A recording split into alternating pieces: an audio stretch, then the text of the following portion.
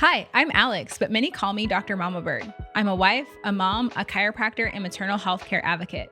After a traumatic birth experience that led to an unplanned C-section over 6 years ago, I found myself searching for answers on how to heal. Even though I was in the maternal health care space myself, I found it difficult to find the resources needed to truly recover and restore my body. After 2 years of research, I found myself pregnant with our second child and was able to have an amazing redemptive VBAC birth experience with my dream team. After that incredible experience, I felt God had placed on my heart a mission to help other mamas and families have a similar redemptive experience. And in time, with my husband's help, we developed the C-section restoration method. On this journey, we've met a ton of amazing healthcare providers that are often considered hidden gems in the Dallas area. Now, as a part of that mission, I'm here to connect you and other families with the incredible healthcare providers who are passionate about supporting you and helping you to achieve your family's health and wellness goals. I'm Dr. Alex Pankoke, and this is the Dr. Mama Bird Show.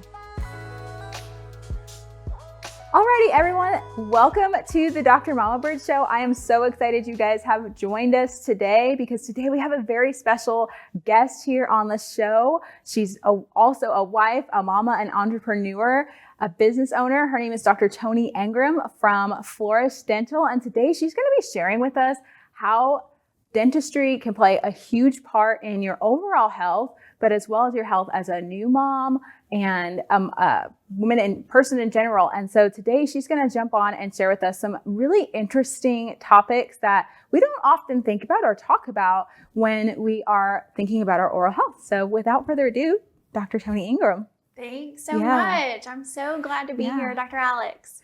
I'm so glad to have you. So first, I would love to just have you share with everybody, who are you? Who is Dr. Toni? Well, like you said, you named the most important step. So I'm a wife and a mama first. I just happen to be a dentist by trade, and I really focus on biological, holistic dental care. So I like to treat my patients the way that I would treat my own kiddos, my own family. And I own Flourish Dental Boutique in Richardson, Texas, and am just really loving the patients that we get to serve there. Awesome. And I'm a patient of Dr. Toni, by the way. I love her work and what she does. And, for those who are here, who are watching, who may not know what biological dentistry is, could you share with us a little bit more what that means and what that is? Yeah, absolutely. So a lot of times biological dentistry is not as much about the what that we do, but more about the how. Yeah. So as far as the what, yes, we still do normal general dentistry things. We're doing fillings and crowns and removing teeth when needed and all of those things. But we're very, very intentional about the materials that we use, the methods that we use, making sure that everything that we do is as safe as possible. It's still dental care. There's nothing that you put in someone's mouth that's completely natural. So we're really intentional with minimizing toxins that we're exposing our patients to. Awesome. That's, something that I'm super passionate about as a chiropractor, helping to make sure that we do our best to optimize our health. And one of the best ways to do that is to minimize exposure to things like toxins and be intentional about the different things that we do. I'm curious, what got you on the journey into dentistry and then specifically into biological dentistry and holistic dentistry? Well, into dentistry is really not a very exciting story. I was pre-med in college and decided that I wanted a better lifestyle for my family and for, my new career. I just didn't want the hours and the time that was required to go to medical school. Yeah. And at the time, dental school was just a much more family-friendly option because I could graduate dental school and start my career right away. And it's perfectly acceptable in dentistry to work an easy breezy 9 to 5, which was a great fit for my family. Now, why I got into biological dentistry is maybe a little more interesting, but it's a very common story. Anytime that you talk to converts into the holistic world, where we started in more mainstream Healthcare is a lot of us, and myself included, got sick. Yeah. So, and you'll hear this from physicians all the time who went into functional medicine as well. It takes sometimes our own struggle, our own health journey to flip a switch and say, okay, there has to be a better way. And so for me personally, I got super sick after I opened my first practice, was diagnosed with Crohn's disease, and just really did not like the answers that I was getting from my physicians. Yeah. And the solutions for the Crohn's disease that they gave me was, here's your list of medications. At some point, these medications aren't going to work and you're going to need stronger and stronger meds. Yeah. You're probably going to need surgery to remove all or part of your colon at some point. And literally, they looked me in the face and said, your diet has nothing to do with this. Wow. So that set off all kinds of alarm bells and red flags for me. I just knew in my heart that that could not be true. And so I went down all the rabbit holes to figure out how to heal myself and get my gut healthy.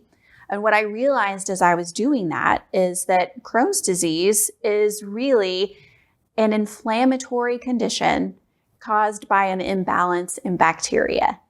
Mm-hmm. And then the more I thought about that, what I do for a living every day, I'm fighting tooth decay and gum disease. Well, what is that? They're inflammatory conditions caused by an imbalance in bacteria.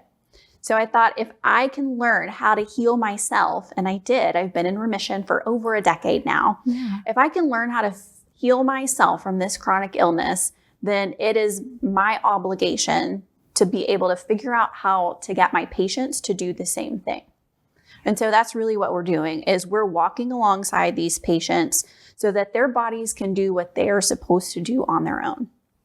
That's awesome. That's so relatable in so many different ways. I know, personally, I went down the C-section recovery journey because of my own experience, but something that is interesting is what pivoted my husband and I to chiropractic school and looking at things more holistically was he had a very similar experience. He had an amalgam crack and went from being super healthy to very, very sick in a very short period of time, not knowing why. And so that pivoted us to start looking at our bodies differently and our health differently.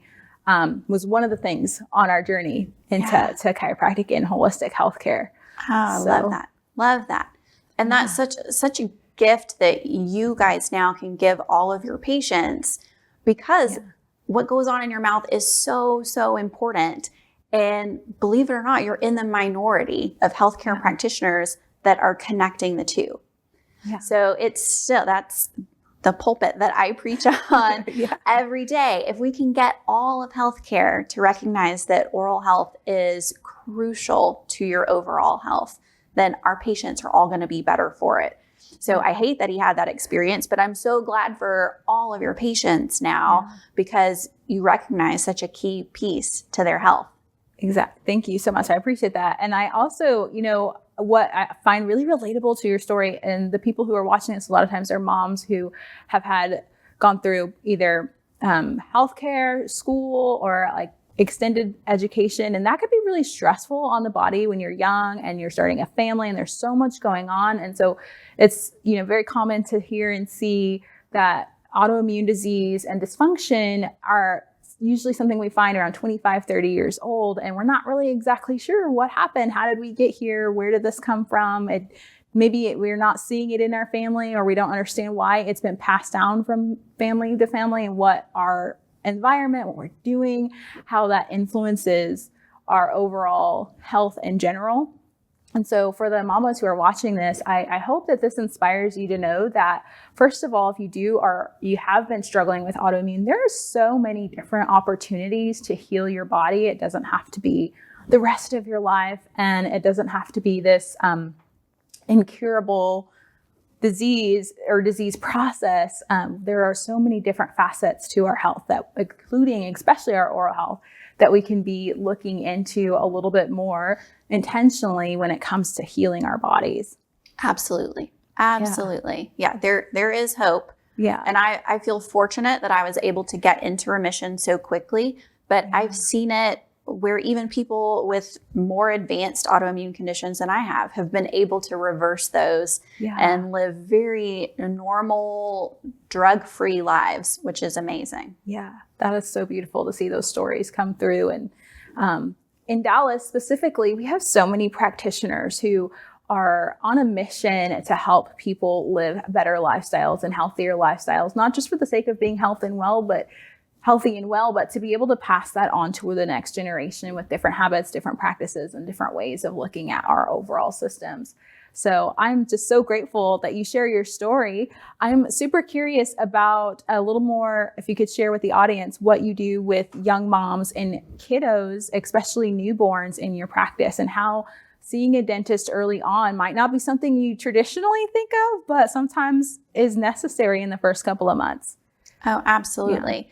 Yeah. So I would say any mama who is struggling with nursing, if your breastfeeding journey is a struggle, then absolutely, I think it can be really important not only to have your team in place, your lactation consultant, your chiro, have all these people in place, but sometimes being evaluated for these tethered oral tissues, for tongue and lip ties, it really could potentially be the missing piece to why you're struggling with breastfeeding.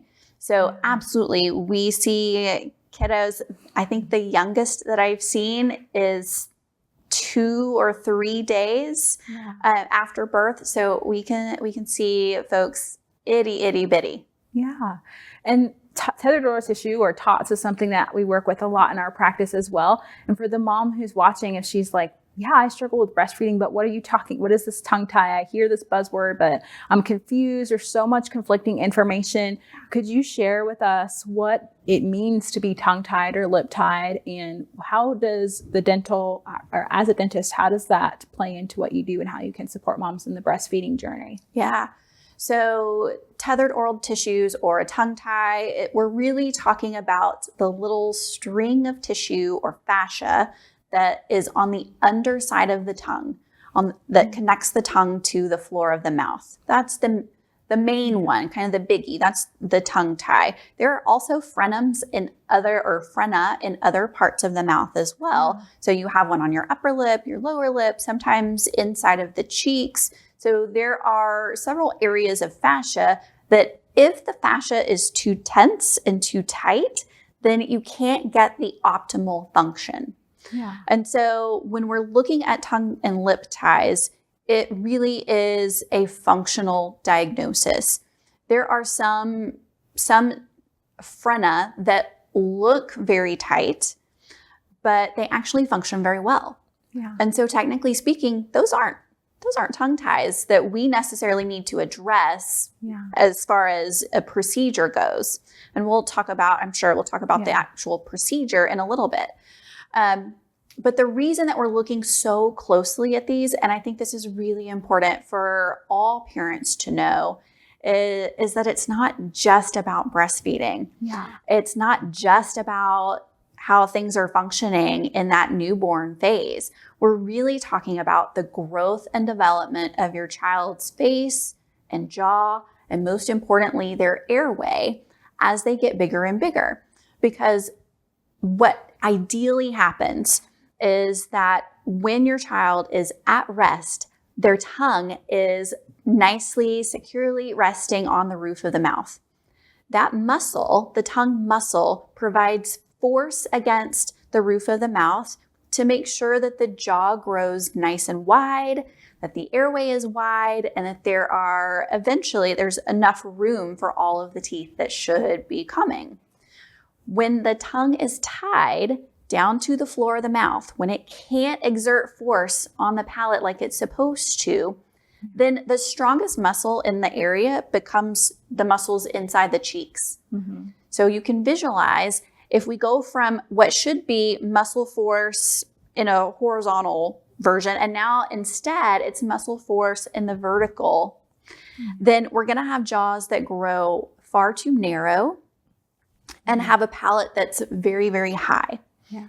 that can lead to all kinds of things down the road as we grow. And we see these, dark circles under the eyes, a chin that's maybe recessive or too small for the upper jaw.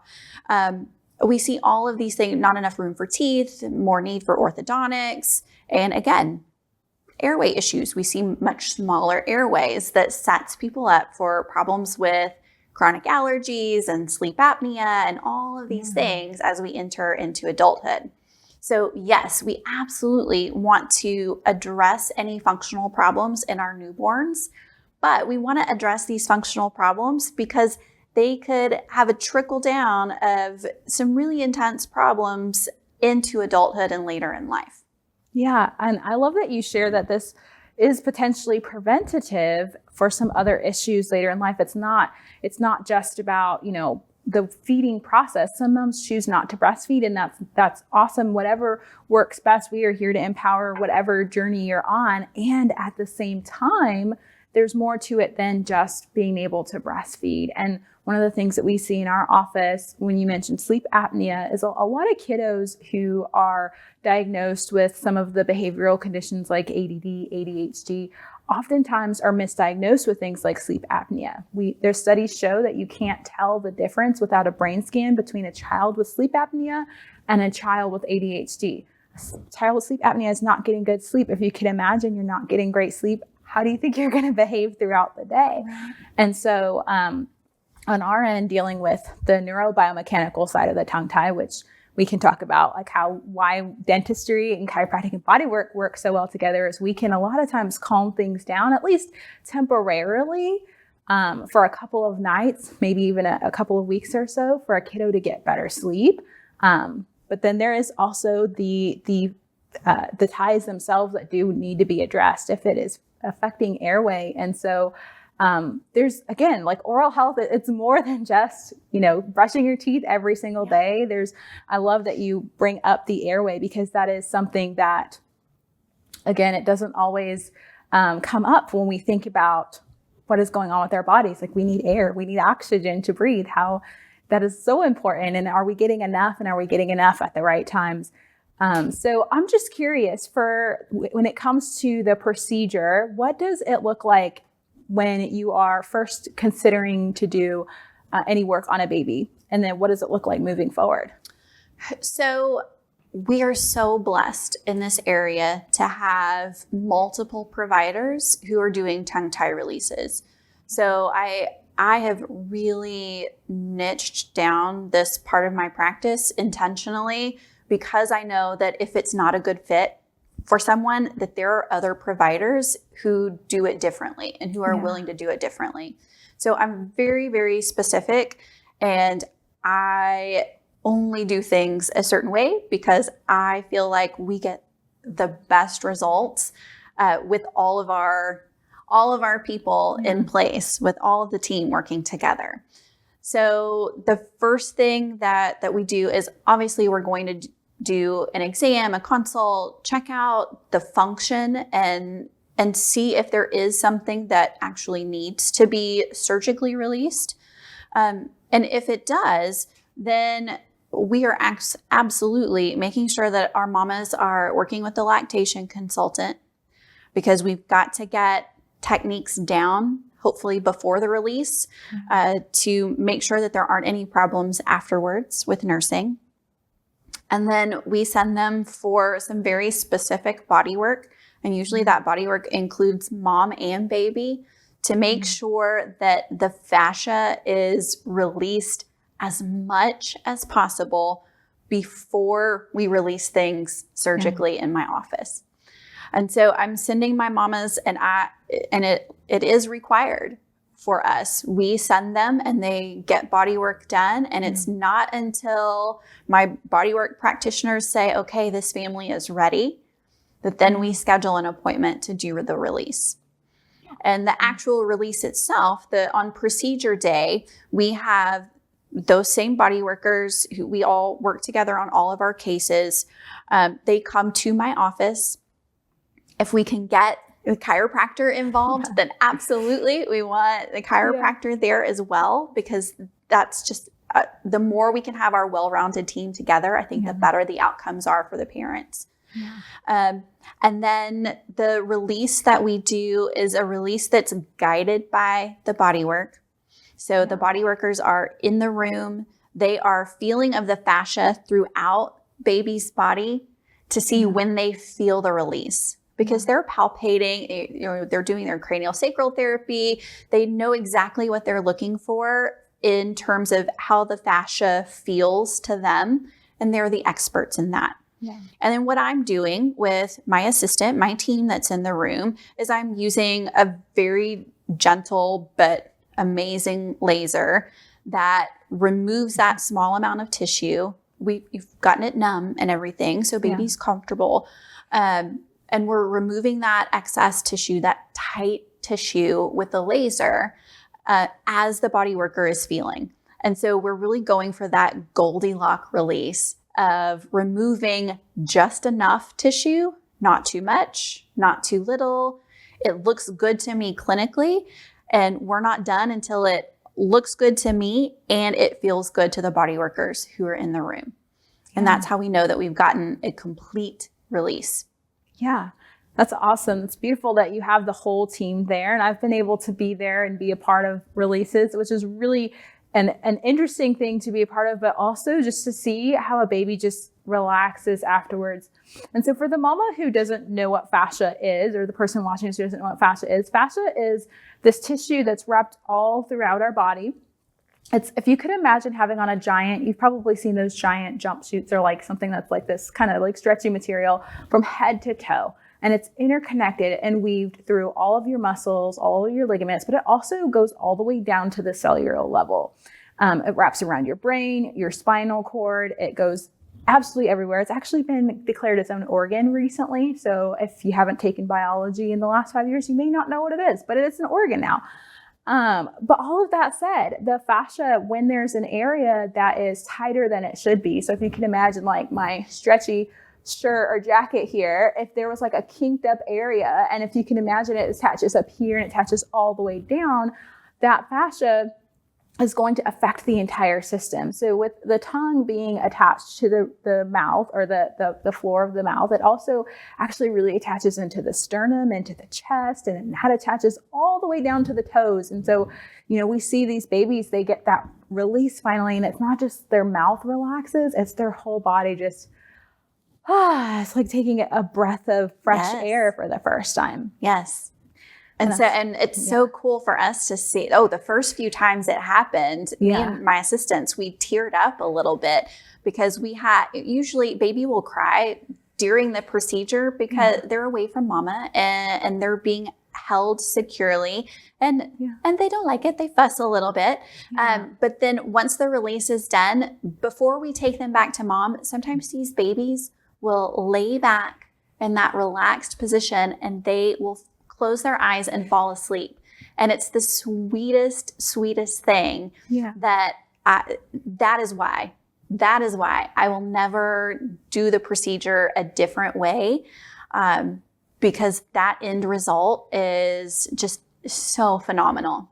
Yeah, it is. It makes a huge difference from my perspective as a chiropractor. My babies who are, when they get the release and they get the release done in a way that's really intentional about how the fascia is released, it makes my job so much easier. So I really appreciate it, and working with you and your team. And I also, I'd love to talk a little bit more about when we don't release, because I think sometimes there's this concept or this idea that, I've got this, I've got to get rid of it. And sometimes that's really not the ideal situation. It could be harmful or contraindicated. Yeah. When do you see that happen? Yeah. Well, it depends. Sometimes it's a timing issue. Yeah. We're past the newborn phase and into more of the toddler years, the big baby and toddler years, where really doing a release is not ideal. And sometimes it's just kind of a clinical decision, like what are our risks versus benefits? The procedure, yes, there are assignments, there are stretches that parents have to do at home afterwards. So is that more of a risk than leaving the breastfeeding journey where it is and trying to gauge where that baby's jaw and development will be later on. So we're always weighing these issues. And if we, like, let's say the risk just isn't worth what we think the benefit would be at a certain period of time, then we wait. Yeah. We wait, we watch, we wait. We're looking at teeth, we're looking at growth and development. And then as baby gets older and we're into those kiddo years, then we can still keep evaluating at every checkup visit. Okay, how is growth and development? How are airway symptoms? And make the appropriate guidance based on that. Sometimes it's, okay, now we need to talk about some myofunctional therapy, like some very specific tongue exercises that can be done. Now we need to, maybe it's time to get back into the chiropractor a little bit more, because chiropractic can absolutely get some changes in that growth and development, some changes in the structure over time. It might be a situation where maybe speech therapy is needed first, or we need to go back to the functional medicine route and address food allergies first. So it really just depends. And we like to take a very individualized approach with all of our patients, knowing that having them breathe well and grow well is usually far more important than anything else. So that's what we prioritize. Awesome. And I love that boutique atmosphere of your practice. It's not just the title of your practice, Flourish Dental Boutique, but it truly is a boutique in that every single person gets very specific and individualized care. You give so much time and attention to every person, which I just so much appreciate as a patient, but also as a provider referring to you guys. And that whole perspective of recognizing that each individual is an individual. And one of the things I know that's on your website, you talk about how, there's some things that may be genetic, but a lot of times it's more habit or things that are generational activities that have been passed down that don't have to continue with this generation, whether you're the parent or the child. Could you share a little bit more about that? Absolutely. Are you talking about I was born with bad teeth? Yes. Or I just have bad teeth that makes my heart hurt so much inside? I will tell all of you, you do not just have bad teeth. You don't. There are some genetic components that are potentially involved in oral health. Some, very few. It's important that my patients know that tooth decay and gum disease, the bacteria that cause those conditions is a transmissible bacteria. And so this is very much a case of, mama, you got to put your own oxygen mask on first.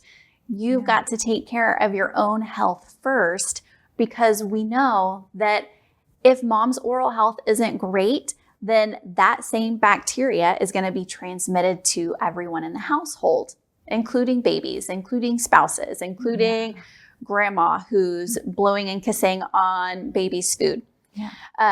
So absolutely, there are bacterial transmission factors that are involved. There's trauma that's involved. There's the overall inflammatory response that's involved. But absolutely, all of those factors can be mitigated and minimized and hopefully eliminated for all of our patients. Awesome. And so can you share a little bit more about your new program, the Cavity Cure? I remember when you first launched and announced it, one of the first bullets I saw, because I was pregnant recently, saw it. I was like, oh, are you pregnant? Are you nursing? Recently had a baby? Those are some of the top 3 reasons you might be considering looking at this protocol. Absolutely. I see this all the time when a pregnant mama comes in, and before pregnancy, she had no cavities, no gum disease, everything was going great. And then midway through pregnancy, oh goodness, now we've got some cavities. So yes, that is absolutely a factor and one of the things that we want to consider. The program is something, it's been kind of a passion project of mine for a while. And so I'm so excited that we've launched it and have been able to help some of these families on a much more intense level. Because what I was noticing in my practice is that, and it's so sweet of you to say that we're able to take so much time with patients, because I always feel like I don't have enough. I don't have enough time. And so the cavity cure was in part an answer to that. We really need to focus intensely on finding the reasons that our families have tooth decay and shifting those reasons, changing those risk factors. And we need to be able to do it in a way that we can back it up. Like, we promise you will have better oral health when you finish that program, or we're going to keep working with you until we see tangible results. Yeah. And so we've added some objective data with our saliva testing. We're including some more intense help with nutrition and gut health, and really making sure that these families are set up for success. And what we've noticed is a lot of times it's mom that does the program, and she's maybe coming to the visits by herself, but really and truly it's a family program. Not just because of the education, because now mom knows how to take care of her own teeth and her kiddos' teeth better, and how to feed her family well, how to set mom and the whole family up for success. But as a clinician, it's also the bacterial aspect too. If we change the microbiome in mom, we're going to change the microbiome in all the kids and everybody else in the household too. And so that's our goal with the program, is to make these really meaningful shifts, to actually give the patients the knowledge, the information, and the skills that they need, and to make sure that cavities are no longer a problem for this family. That's awesome. That's beautiful. I love that you call it a passion project, because it is something that, when you have a provider that's passionate about what they do and excited about something, not only are the outcomes typically different, but the experience is different, and it motivates and inspires you as a patient. I've been a patient, and I've seen in my office, when we are on fire about something, the patients are on fire about something, we tend to get more buy-in or compliance. And then all of a sudden it's like this train of transformation that it's like we almost can't slow down. It's so much fun to be a witness and like the coach on the sidelines too. Yes. And that's really what we do as practitioners. We are the coach on the sideline. What I do with my hands is so much less important than what I can help you do as a patient and help you do as a mom at home. Yeah. That's where the magic is that walking alongside, that cheering you on, getting patients to basically heal themselves, because God's the healer, not us. Exactly. Getting patients to walk along this journey and have the information that they need to do it on their own. Awesome. Well, this has been just such an amazing conversation. If a mom is watching this and she's like, okay, how do I get a hold of Dr. Toni? How do I get in her office? Where can they find you at? Absolutely. So they can find us on our website. Is www.flourish.dental. We're on Instagram and all the social media channels. You can look us up at Flourish Dental Boutique, and I have my own channel. Dr. Toni Engram is usually how you can find me, and we try to keep all of our educational stuff rolling and up to date as much as we possibly can. Awesome. Well, thank you so much for coming on today. I'm so pumped for this to air, for people to see and to learn more about, like I said, how your oral health can affect your overall health. Like I said, if you are a mama who is interested in learning more, check out her website, check out her Instagram. There's so much great information there, as well as her podcast. And we will see you guys in the next episode.